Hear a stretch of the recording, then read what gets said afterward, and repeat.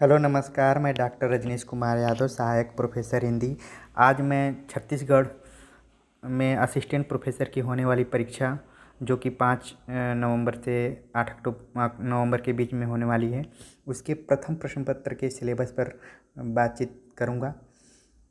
यह जो सिलेबस है वो कुल 8 बिंदुओं में बटा हुआ है, जिसमें पहला पॉइंट है छत्तीसगढ़ का इतिहास एवं स्वतंत्रता आंदोलन में छत्तीसगढ़ का योगदान। दूसरा है छत्तीसगढ़ का भूगोल, जल, खनिज संसाधन, जलवायु एवं भौतिक दशाएं। तीसरा है साहित्य, संगीत, नृत्य, कला एवं संस्कृति। चौथा है छत्तीसगढ़ की जनजातियां, बोली, तीज, त्यौहार। पांचवा है छत्तीसगढ़ की अर्थव्यवस्था, वन, कृषि। छठा है छत्तीसगढ़ का प्रशासनिक ढांचा, स्थानीय शासन और पंचायती राज। सातवां है छत्तीसगढ़ में मानव संसाधन, ऊर्जा संसाधन। आठवां है छत्तीसगढ़ में शिक्षा, स्वास्थ्य एवं समसामयिक घटनाएं। तो इन 8 बिंदुओं में पूरा सिलेबस बटा हुआ है। छत्तीसगढ़ 1 नवंबर सन 2000 को मध्य प्रदेश से अलग हुआ था। मध्य प्रदेश का जो दक्षिण पूर्वी भाग है वह छत्तीसगढ़ के नाम से जाना जाता है। इसके नाम में ही गढ़ जुड़ा हुआ है, यानी कि ऐसा क्षेत्र जो 36 गढ़ों से मिलकर बना हुआ है। आप इसका इतिहास पढ़ेंगे तो दक्षिण कौशल का क्षेत्र है जो मगध साम्राज्य उस समय था, उसका जो एक अंग आता है 16 महाजनपद में जो दक्षिण कौशल क्षेत्र है वो छत्तीसगढ़ का हिस्सा था। यहाँ पर कई शासकों ने अलग अलग समय में शासन किया हुआ था, जिसमें कि कलचुरी वंश, मराठाओं ने भी शासन किया था। तो ये पूरा इतिहास आपको पढ़ना है। छत्तीसगढ़ देखने में छोटा राज्य है, लेकिन स्वाधीनता आंदोलन के समय में यहाँ के लोग भी बढ़ चढ़ कर हिस्सा लिए थे। चाहे वो गांधी का जो युग रहा हो, जिसमें असहयोग आंदोलन, सविनय अवज्ञा आंदोलन, भारत छोड़ो आंदोलन और आज़ादी तक लोग क्रांतिकारी और यहाँ के प्रमुख व्यक्तित्वों ने भाग लिया था। कई बार सवाल पूछ देता है कि स्वाधीनता आंदोलन के समय गांधी जी छत्तीसगढ़ में कितनी बार आए थे। तो पहली बार सन 1921 ईस्वी में आए थे, और बाकी आप जब इसका जीएस पढ़ेंगे तो इसको ध्यान में रखिए। मैं बस एक क्लू दे रहा हूँ कि किस तरीके के सवाल पूछे जाते हैं। जैसा कि मैंने कहा, छत्तीसगढ़ देखने में छोटा राज्य है, कुल इसमें 28 जिले हैं और ये एक भूमिबद्ध राज्य है। मतलब कि इसके चारों तरफ किसी न किसी राज्य की सीमा लगती है। तो कितने राज्यों से इसकी सीमा लगती है उसको आप ध्यान में रखेंगे। छत्तीसगढ़ का जो बीच का भाग है वो केवल मैदानी है, बाकी उसके उत्तर में जंगली इलाका है और उसके दक्षिण में जंगली इलाका है। तो पठारी, पर्वतीय, नदियों से संबंधित और झरने यहाँ की मुख्य प्राकृतिक और भौगोलिक दशाओं का निर्धारण करते हैं। जल का अध्ययन करेंगे तो इसमें कई नदियाँ हैं, जिसमें कि 3 महत्वपूर्ण नदियाँ हैं, महानदी, शिवनाथ नदी और इंद्रावती नदी। इनको आपको ध्यान में रखना होगा।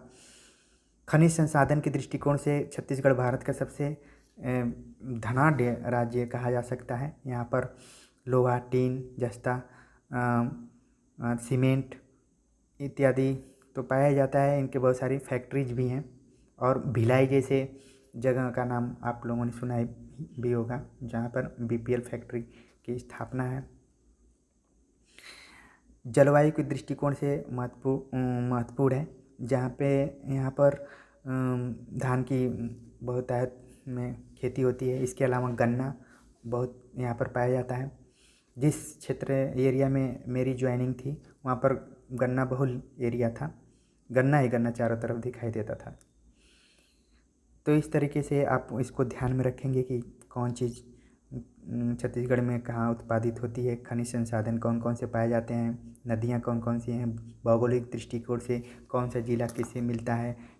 कुछ ज़िले एक दूसरे से अलग भी हुए हैं, क्योंकि जब इसकी स्थापना हुई थी तो उस समय 16 ज़िले थे। बाद में सब बढ़कर अब 28 हो गए हैं, तो कौन किससे अलग हुआ है उसको भी आपको ध्यान में रखना होगा। छत्तीसगढ़ के साहित्य के बारे में जब बात करेंगे तो जिन लोगों का हिंदी साहित्य होगा उनको ज़्यादा समझ में आएगा, क्योंकि लोचन प्रसाद पांडे, मुकुटधर पांडे जो छायावाद के समय के साहित्यकार हैं, ये छत्तीसगढ़ से ही अपना संबंध रखते हैं। इसके अलावा कबीरदास के जो शिष्य थे धर्मदास, वो भी छत्तीसगढ़ से ही थे। तो आप देखेंगे कि छत्तीसगढ़ भी हिंदी साहित्य के साहित्यकारों से अपरिचित नहीं है। इसके अलावा सुंदरलाल शर्मा भी एक प्रमुख साहित्यकार के रूप में है, तो इसको आपको ध्यान में रखना होगा। संगीत के दृष्टिकोण से देखें तो यहाँ पर एक विश्वविद्यालय है खैरागढ़ में, इंदिरा गांधी संगीत विश्वविद्यालय, तो उसको भी ध्यान में रखिए। नृत्य के बारे में अगर बात करें तो यहाँ पर बहुत तरीके के नृत्य हैं, जिसमें पंडवानी शैली में गायन होता है और नृत्य भी होता है। सुआ, कर्मा, राउर, पंथी आप गुरु घासीदास का नाम सुने होंगे, उनके नाम पर एक विश्वविद्यालय भी है जो केंद्रीय विश्वविद्यालय है छत्तीसगढ़ में। गुरु घासीदास वहाँ के समाज सुधारक साहित्यकार थे, उनको बहुत लोग मानते हैं, तो इस चीज़ को भी आप ध्यान में रखेंगे।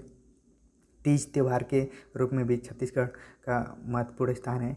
बोली, छत्तीसगढ़ में भी अनेक तरीके की बोलियां हैं, जैसे कि जो सरगुजा का क्षेत्र है वो सरगुजिया, हल्बी। और छत्तीसगढ़ मुख्य रूप से इसको दो भागों में बांटा जा सकता है, उत्तर बस्तर और दक्षिण बस्तर।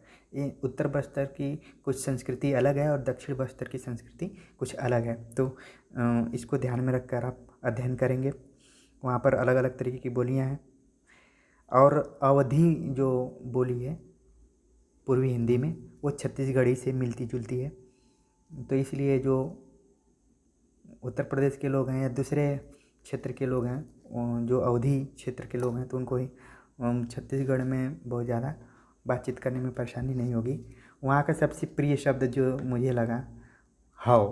कोई भी चीज़ अगर किसी से पूछिए कि फलां चीज़ हुई है, अगर हुई होगी तो हाओ बोलते थे, अक्सर उसको हाँ बोला जाता है। तो ये सीखने, कई बार सवाल भी पूछ दिया जाता है कि हाओ शब्द कहाँ पर प्रयोग किया जाता है, किस भाषा में, तो उसको ध्यान में रखेंगे। अर्थव्यवस्था के दृष्टिकोण से कौन चीज़ कहाँ पर ज़्यादा उत्पादित होता है, किस चीज़ के लिए मशहूर है, उसको ध्यान में रखेंगे। वन और कृषि के दृष्टिकोण से भारत के राज्यों में छत्तीसगढ़ का 5वां अंडर 5 में भी स्थान बनता है। वन के दृष्टिकोण से भी यहाँ पर अच्छा रैंक है इसका। छत्तीसगढ़ का प्रशासनिक ढांचा के अंतर्गत लोकसभा में कितनी सीटें हैं, राज्यसभा में कितनी सीटें हैं, विधानसभा में कितनी सीटें हैं, कौन सांसद कहाँ से है, ये सब भी आप याद कर लेंगे तो अच्छा रहेगा। जैसे कि लोकसभा में कुल 11 सीटें हैं, राज्यसभा में 5 सीटें हैं, विधानसभा में 90 सीटें हैं, तो इनको ध्यान में रखेंगे। स्थानीय शासन जैसे नगर निगम हो गया, नगर पालिका हो गया, नगर पंचायत हो गया, तो इनकी संख्याओं को ध्यान में रखेंगे। विकास खंड हो गए और पंचायती राज को भी पढ़ लेंगे। छत्तीसगढ़ में मानव संसाधन एवं ऊर्जा, इसके बारे में भी पढ़ेंगे। छत्तीसगढ़ में शिक्षा, स्वास्थ्य एवं समसामयिक घटनाएं। छत्तीसगढ़ का अगर कुछ जो सामान्य परिचय टाइप का जो इन बॉक्स बनाकर कई किताबों में दिया रहता है, उसको आप ध्यान से पढ़ कर जाइए कि उसकी जनसंख्या कितनी है, उसका लिंगानुपात कितना है, साक्षरता दर कितनी है, जनघनत्व कितना है, और कहाँ कहाँ सबसे ज़्यादा साक्षरता है, सबसे कम है। इस दृष्टिकोण से जैसे आप किसी परीक्षा के लिए भारत के बारे में पढ़कर जाते हैं या फिर विश्व के बारे में पढ़कर जाते हैं, वैसे ही छत्तीसगढ़ के बारे में भी पढ़कर जाएंगे। समसामयिक घटनाएं के अंतर्गत पिछले 5-6 महीनों की घटनाओं का आप को ध्यान में रखेंगे। वहाँ की जो राजनीतिक, सामाजिक, आर्थिक घटनाएं हुई हैं, कौन कौन सी नई योजनाएं हैं, उनको भी ध्यान में रखेंगे तो आपको सही रहेगा। तो मोटे तौर पर ये छत्तीसगढ़ सामान्य ज्ञान जो कि प्रथम प्रश्न पत्र का सिलेबस है, और इसको इसी तरीके से पढ़ना है, क्योंकि आप देखेंगे कि चाहे वो बाहर के छात्र हों, विद्यार्थी हों, और या छत्तीसगढ़ के ही हों, समस्याएं दोनों को लगभग बराबर ही रहती हैं। जो स्थानीय अभ्यर्थी होंगे उनको कहा जाता है ना कि होम ग्राउंड पर दबाव रहता है, तो उन लोगों को भी दबाव रहता है, इसलिए ज़्यादातर माइनस भी कर देते हैं। तो उनको इसलिए इस पेपर को बहुत टेंशन लेकर तैयारी करने की ज़रूरत नहीं है। आराम से कूल माइंड होकर इसको पढ़ने की ज़रूरत है। अगर सिलेक्शन होगा तो आपका मेन सब्जेक्ट के परफॉर्मेंस के ऊपर ही होगा। तो अगले वीडियो में हम हिंदी के पाठ्यक्रम पर बातचीत करेंगे और उसकी तैयारी कैसे करें उस पर थोड़ा सा हम नज़र डालेंगे। अगर यह वीडियो अच्छी लगी हो तो इसे